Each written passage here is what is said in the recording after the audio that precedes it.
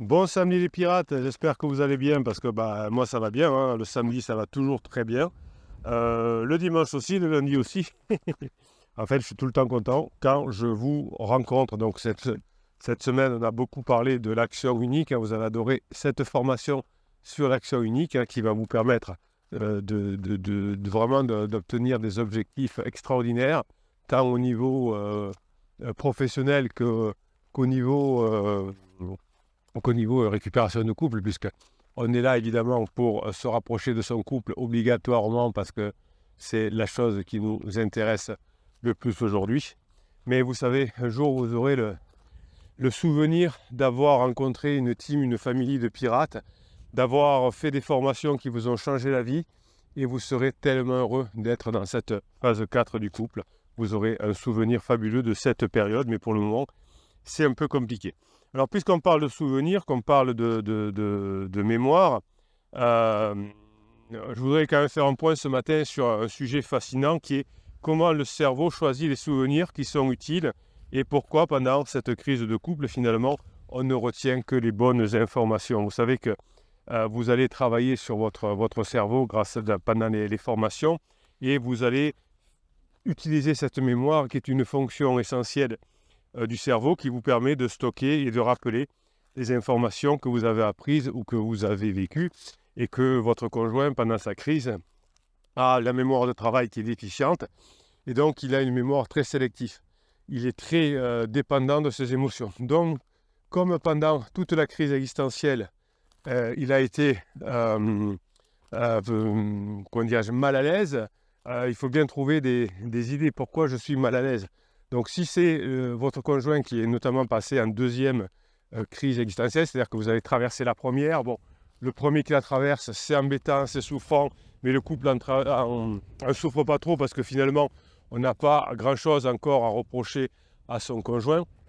Mais en revanche, dans la deuxième crise existentielle, qui suit à la première, celle de l'autre conjoint, eh bien là, il a pas mal de choses à reprocher au conjoint qui a traversé sa première crise, hein, en lui disant « Tu ne m'as pas calculé pendant 18 mois, pendant 2 ans, on n'a pas fait l'amour, tu étais irascible, etc. » Donc mon mal-être aujourd'hui vient de mon couple, vient de toi, vient du fait que tu m'embêtais, etc. Donc comme on est mal dans sa vie, quand on est en crise existentielle, on cherche de savoir pourquoi. Effectivement, son conjoint, qui est la première personne la plus proche, c'est lui le plus facile, la victime la plus facile. Et donc votre conjoint va essayer de trouver pourquoi. Donc il va sélectionner les souvenirs. Donc comme il n'est pas bien et comme vous l'avez fait souffrir, de son point de vue évidemment, eh bien il va essayer de se rappeler, il va repenser aux mauvais souvenirs. Et comme il va repenser aux mauvais souvenirs, forcément, il va à nouveau les désengrammer, y repenser, les engrammer à nouveau dans son cerveau, dans sa mémoire, en rajoutant l'émotion du jour. C'est-à-dire qu'aujourd'hui, je pense à vous de façon positive parce qu'on a fait un bon coaching hier, on s'est régalé, etc. Je me rappelle de vous aujourd'hui et je suis de bonne humeur. Eh bien, je me rappelle du coaching de hier qui était merveilleux. J'y pense aujourd'hui. Aujourd'hui, je suis en pleine patate, j'ai la patate. Donc quand je vais réengrammer, c'est-à-dire me remettre dans ma mémoire le souvenir de coaching de hier, il va être encore mieux. Quand vous revoyez un pote d'enfance que vous aimez beaucoup, que vous n'avez pas eu depuis longtemps, vous allez vous rappeler des souvenirs du passé. Et comme c'est un bon moment parce que vous revoyez votre pote d'enfance, eh bien, ces souvenirs vont être réengrammés encore mieux. Donc, on se souviendra que c'était encore mieux. Et ça marche dans les deux sens, hein. Je pense que je me suis pris la tête avec mon conjoint. Je suis aujourd'hui très énervé, peut-être pour autre chose.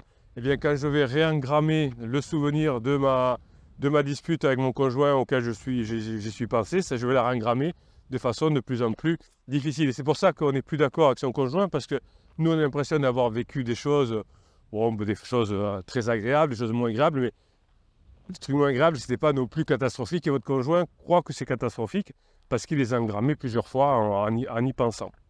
Donc le fait que vous ne soyez pas dans les parages quand votre conjoint est en down va vous aider. Alors, ça ne fait pas tout parce que vous savez que la mémoire fonctionne par hameçonnage, par hameçon. Je suis en train de parler, de me promener, j'ai la mer en face de moi et je vois une jeune femme blonde.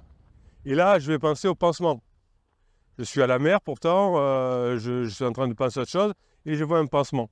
Et donc là, je vais m'énerver parce que je vais repenser en cause de ce que je me fais au pansement de mon conjoint. Et si je suis énervé parce que je suis à la plage, il y a du vent, ça m'énerve, ça me saoule, etc. Mes enfants ont été insupportables, eh bien, je vais plutôt me rappeler de ce truc de pansement et je vais le réengrammer avec l'émotion du jour, donc quelque chose d'encore plus grave. Au contraire, je suis en train de me promener sur la plage, je suis bien, il fait chaud, l'eau est bonne, etc. Et là, je vois une jeune fille blonde qui me rappelle justement une petite copine d'école ou je ne sais quoi que j'aimais beaucoup. Et là, hop, je vais me souvenir d'un souvenir je sais pas, d'un goûter que j'avais fait avec cette personne-là. Et hop, je vais ensuite réengrammer cette image-là, ce souvenir, avec l'émotion d'aujourd'hui. Donc, comme j'étais bien, j'étais à la plage, etc., j'imagine que je vais engrammer que le souvenir, le goûter qu'on avait fait avec cette personne était encore mieux. Donc, vous voyez que le cerveau est quelque chose dont on ne peut pas se fier. On ne peut pas se fier aux déclaratifs de votre conjoint en crise. On ne peut pas trop se fier au cerveau qui était imparfait, mais on peut essayer de l'améliorer. Vous avez une formation sur le cerveau, sur maîtriser ses pensées, ses émotions notamment.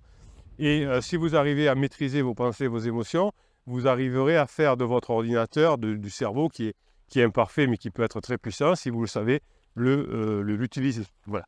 Donc votre conjoint, en revanche, pendant sa crise, ne maîtrise plus rien. Et donc effectivement, chaque fois que vous prenez la tête avec votre conjoint, il vous réengramme dans son cerveau avec l'émotion du moment, on s'est pris la tête. C'est pour ça que quand votre conjoint est en down, ne restez pas dans les parages. Si vous avez quelque chose d'important à parler, les enfants, la femme de la maison, la garde alternée, je ne sais pas quoi, allez au restaurant dans un endroit où il n'y aura pas de gros down et de façon qu'ensuite, grâce à votre travail, que vous montrez que vous échangez et que grâce à votre travail sur les formations, vous puissiez maintenant apprendre comment on crée de la dopamine et de l'ocytocine et de la sérotonine chez son conjoint. Vous voyez que tout ça, c'est scientifique.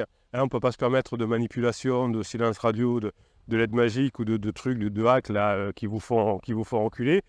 Si vous maîtrisez votre cerveau, si vous évitez de faire des interdits, eh bien, vous n'aurez pas ensuite des engrammages de mémorisation défectueux chez votre conjoint.